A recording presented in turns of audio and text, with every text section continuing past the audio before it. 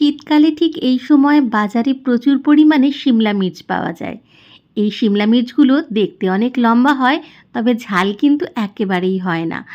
এই সময়তে এই শিমলা মির্চগুলো এনে এর মধ্যে পুর ভরে কিন্তু দারুণ স্বাদের বড়া বানানো যায়। চলুন আজকে মির্চি বড়ার রেসিপিটা আপনাদের শেয়ার করে দিই।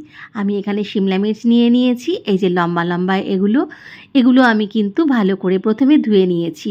তারপর একটা ছুরি দিয়ে মাঝখানটা এইভাবে একটুখানি চিড়ে নিচ্ছি। এর ভিতরের অংশটা কিন্তু একেবারেই বাদ দিয়ে দেব।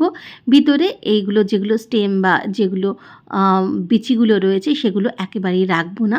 এগুলো সম্পূর্ণটা কিন্তু বার করে দেবো। খুব সহজেই কিন্তু হাত ঢুকিয়ে এভাবে পরিষ্কার করে নেওয়া যায় ভিতরটা। ভিতরটা সবগুলো আমি এরকমভাবে খালি করে নিয়েছি। তারপর ভিতরে যে পুরটা দেবো তার জন্য আমি 4টে বড় আলু সিদ্ধ করে নিয়েছি। আলুটা একটু চটকে মেখে নিচ্ছি। এর সাথে দিচ্ছি পেঁয়াজ কুচি, আদা কুচি, কাঁচা লঙ্কা কুচি, ধনেপাতা কুচি। দেব আরও কিছু মশলা। বেশ সুন্দর করে পুরটা বানালে কিন্তু খেতে দুর্দান্ত লাগবে। তবে এখানে কিন্তু আপনারা চাইলে পনির বা চিকেনের পুরও দিতে পারেন।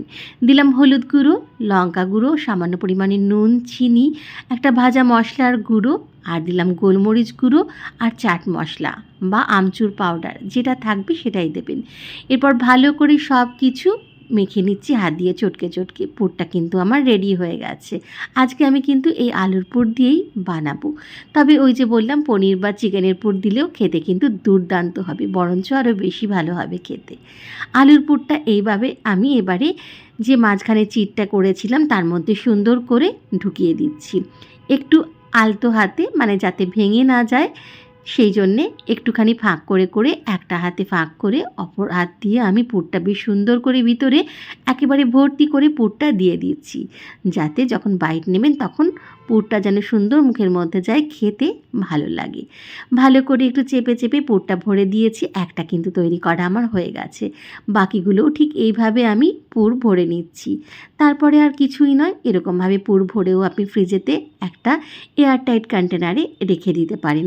গেস্ট এলে পরে ভেজে দিতে পারেন সঙ্গে সঙ্গে, তাহলে কিন্তু দারুণ হবে আর কাজটাও একদম কম সময়ে হয়ে যাবে। এই যে সবগুলোর পুর ভরা আমার হয়ে গেছে। এইবারে চলে যাব আমি ব্যাটারটা বানাতে।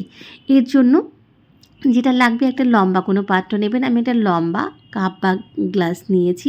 তার মধ্যে বেসন, হলুদ গুঁড়ো, লঙ্কা গুঁড়ো, ভাজা মশলার গুঁড়ো, নুন, চিনি, একটুখানি আজওয়াইন আর আমচুর পাউডার, আর দিয়েছি গোলমরিচ গুঁড়ো। ব্যাস আর কিছু না। জল দিয়ে দিয়ে একটা ঘন ব্যাটার তৈরি করেছি। এরপরে পুর ভরা শিমলা মির্চগুলো আমি এর মধ্যে সুন্দর করে ডুবিয়ে নিচ্ছি। মির্চি বড়া ভাজার সময় ব্যাটারটা যদি একটা লম্বা এরকম গ্লাস বা বড় কাপে গোলা যায়, তাহলে কিন্তু এই মির্চিগুলো বেশ সুন্দরভাবে ডোবানো যায় ব্যাটারের মধ্যে, আর সুন্দরভাবে তৈরি করাও যায়। গোল পাত্রে নিতে পারেন, অসুবিধা নেই, তবে এটা করতে কিন্তু বেশি সুবিধা হয়। দেখুন আমি সুন্দর করে ডুবিয়ে নিচ্ছি। তারপরে আমি গরম তেলের মধ্যে ছেড়ে দিচ্ছি। খুব বেশিক্ষণ ভাজার একেবারেই প্রয়োজন নেই। একটুখানি উল্টে পাল্টে নিয়ে একটু সোনালি রং ধরলেই কিন্তু তুলে নেব। তৈরি হয়ে গেল দারুণ স্বাদের স্টাফড মির্চি বড়া। রেসিপিটা ভালো লাগলে অবশ্যই একবার বানিয়ে দেখবেন এইভাবে।